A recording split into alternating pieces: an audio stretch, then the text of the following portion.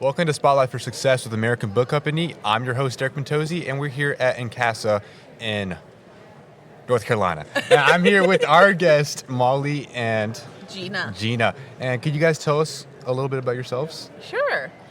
So my name is Gina Watts, and I serve as Vice President of U.S. Student Transformation for Growing Leaders. Growing Leaders is a company powered by Maxwell Leadership Foundation, as in John Maxwell. If you don't know who that is, he wrote a lot of leadership books, like 93, 6? About to come out with another one. Yeah. New York Times bestselling author. He's also done a lot more than that, but that's what most people remember and know him for. Yeah. And here's Molly. Hey, I'm Molly. I get to work with Gina on our student transformation team, working in events, so creating experiences for both students and school administrators and all the above. So, yeah, glad to be here. Yes, we're glad to have you here. And I just want to say that these are very special guests because Gina actually made the program that I learned much of the skills I use today from Maxwell Leadership, their youth program. So it's really cool to finally meet her. And we didn't even know you were here. Plan it. I didn't know she was here. Not even planned. This is not planned. This is organic right here. Seriously. This is really crazy. And she crazy. works with my mom. She saw her, last week? I did. Gave her a hug and a kiss on the cheek. Hug and kiss on the cheek. You heard that. Yep. This is not planned. At all. This is just, the universe Crazy. is working. The universe is working right now. So anyways, tell us how you use the Maxwell skills in your everyday life. Yeah. Oh, that's a good question. So, do you want to go first? Do you want me to give you time to think? Oh, yeah. Oh, I knew she was going to make me do that. Okay, so let me tell you. Can I tell you a brief little thing? So, 13 years ago, I was introduced to what's called the Maxwell Leadership Certification. And I was actually teaching at a Big Ten school, Penn State University. Ooh. Yeah. And I was like, I loved my job, but I needed something else. I need another degree. I didn't need another training. I needed something to help me connect the dots, right? I was often called upon for leadership. I was well trusted. I was 26-ish maybe I was a little bit, no, I was probably about 32 at the time. I know you can't believe I'm older than that right now. But anyways, I was about 32 at the time, and I said, all right, let me find what I'm looking for. So I happened upon this program. Now, I knew who John Maxwell was. He's an often called upon leader. He's an amazing, amazing human being, and so humble and cares so deeply about individuals in our world. And so anyway, I found this certification, and I went to this event, and I was overwhelmed in the most wonderful way. And it gave me what I needed, which was these values-based leadership principles that sometimes we kind of touch on in our everyday lives, but we don't necessarily have it in a practical way where we say, this is what initiative looks like, or this is what responsibility is, or this is how you lead well. And he knows how to do that effortlessly. And so that's when my journey started with him 13 years ago.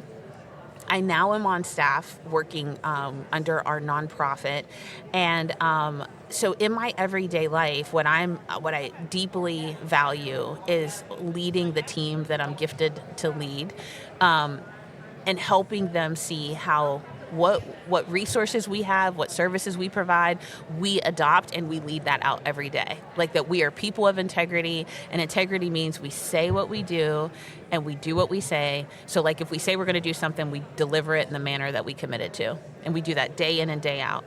And so my job is to make sure that those folks feel seen, loved, and valued, and then they get to live out these leadership values every day. So that's probably how I do it.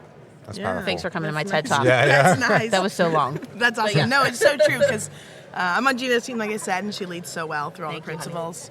What I was thinking about is what I value so much and what I still live by and use in my everyday is how we take complex and challenging and not difficult, but complex concepts like values and make them easy to learn for students, but also for myself. We use images to teach those leadership principles to make it easier to digest and understand and learn and remember. One of my favorites we use for pressure and challenging situations. We use a diamond as an example. A diamond's something beautiful, but it comes through pressure and time. And so it's just a reminder of the pressure in the situation you're in, through time, it could turn into a diamond. But if you allow it to shatter you, it won't be beautiful. So I think that's just like a complex idea of like pressure.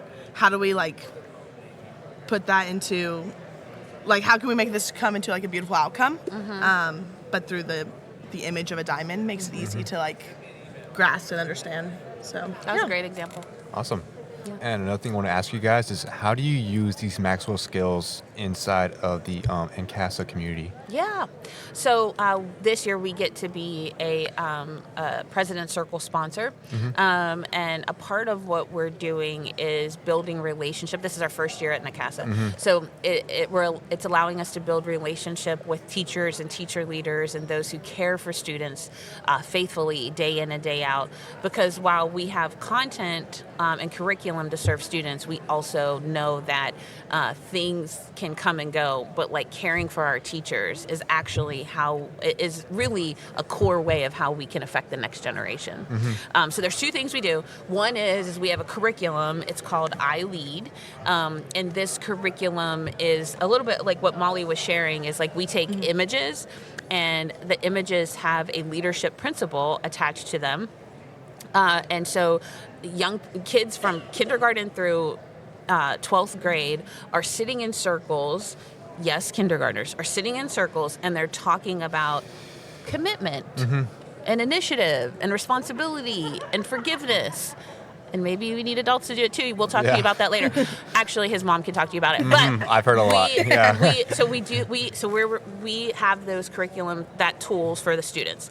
And the way that we're serving the educators is there's no lesson planning. There's no like having to create an experience. We do all of that for you so that the students can have these really rich conversations.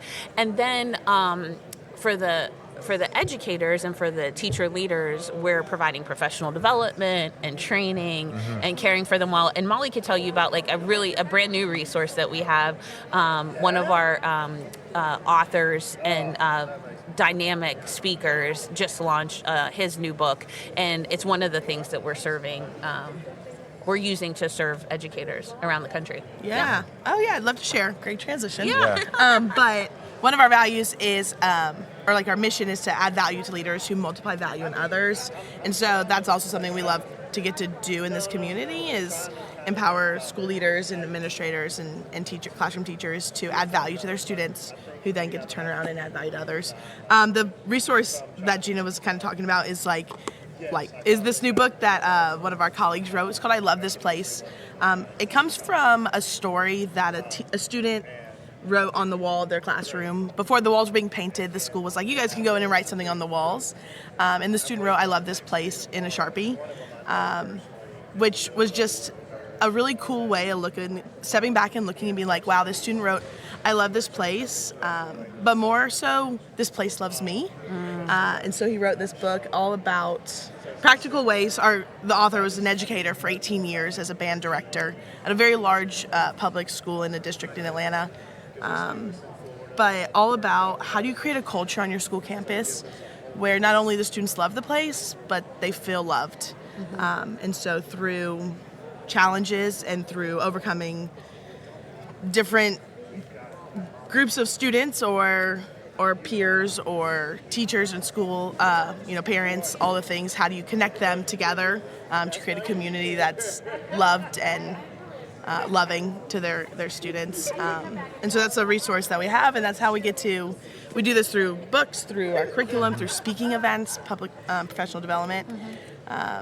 We have so much fun. Yeah. Like, as you were talking about that, I think one of the reasons why Patrick wrote the book I Love This Place is because he is one of our culture champions. Yeah. Like, he literally, every time we have a team meeting or an event, not that everything has to be fun or a game, but he creates experiences. And so the man has 200 different virtual games that we play all the time. All the time. And he's like, you know what? We're going to play a game about name that value. And I'm like, how did you make a game out of our values, right? Like that, because he's thinking about how do we love each other well and how do we love this place. And so he just is a phenomenal presenter. He's a phenomenal teacher. He's a phenomenal author. But we have a very deep roster of people who do that and create memorable, unforgettable experiences for leaders around the country. Wow. So, yeah. That's amazing. I really love what you guys have to say. It's really inspiring. Yeah. Do you have any last words for the NCASA community? Yeah.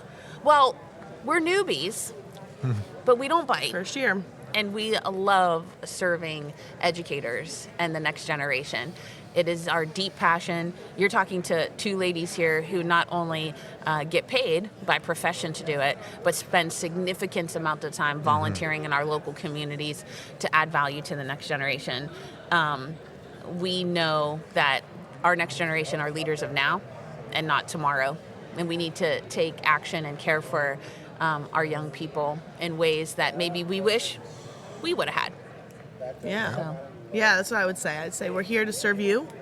We're here to serve the community here in North Carolina. And so we're really honored to be here. And neither of us are from here. And so we want to empower you guys. But also, if you have any good restaurant recommendations, we'll take you up on that. We're foodies. Yeah. Cool. And one last thing. Where can we find out more about the Maxwell Leadership Program? Yeah, you can actually go. I know it's confusing because we gave you two names, but you can go to growingleaders.com. That's growingleaders.com. That's right. Great. Well, there you have it. Go to growingleaders.com, find out more about what they do. They do great work, and I'm a testament to that. They have taught me. They've taught me well, so I would highly recommend checking them out. Thanks for tuning in. Thank you guys for coming on. Thank you. Thank you.